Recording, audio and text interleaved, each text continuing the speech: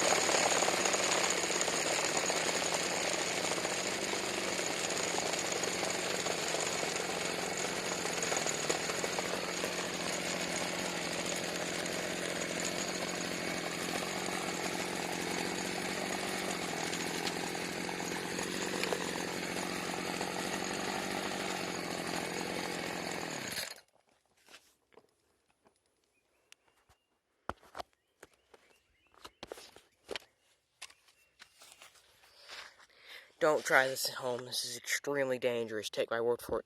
If one of these rocks came out going that fast, it would have been the equivalent, I don't know, 2 times a 22. Does that mean it'd be a 44? Now, to give you an idea of the centrifugal force, this is completely dry dirt, okay? Not moisture in it at all. See, it's dusty. Look how compressed it is.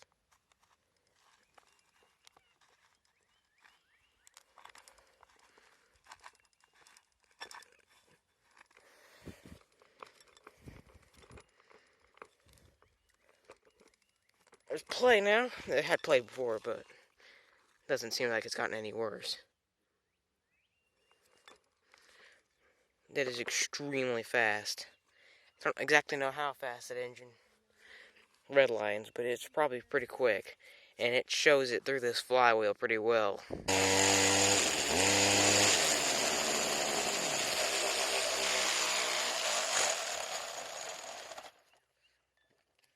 The rocks could come out and possibly do some serious damage to me, so I'm going to take the rocks out.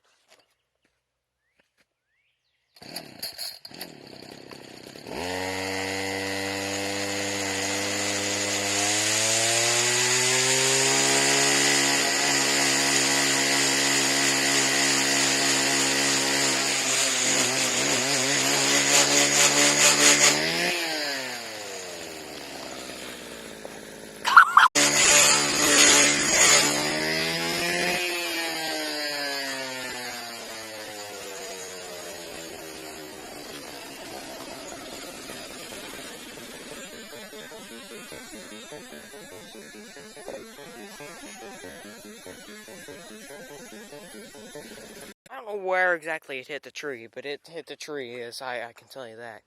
Now, clearly it's in the woods somewhere, but it's so rusty. You know, I'm pretty sure, since it kind of went, at least went up this high, it's probably way deep in there. I'm not... To tell you guys a secret that it's actually really embarrassing, it's 2 things. My 2 mortal enemies, my weakness, is sawbriars and waspers. You will see me cower away from those 2 things like nothing else. Well, bye guys, and see you next time. And, yeah, no weed eater head, but I can put weird stuff on the end of that now. And despite the fact that the weed eater had to spin that up, and since the clutch bell was spinning so fast, it still stayed attached to the centrifugal clutch. So which means it was basically like the equivalent of going downhill with no throttle applied to this little weed eater. And it still runs. Maybe.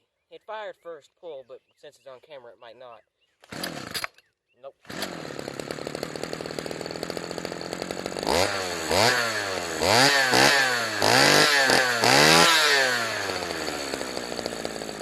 It does not sound anything like my blaster. It sounds more like a 50cc 4-wheeler engine. And not a 2-stroke 4-wheeler engine, a 4-stroke 4-wheeler engine. At least my 50cc 4-stroke 4-wheeler sounded like that.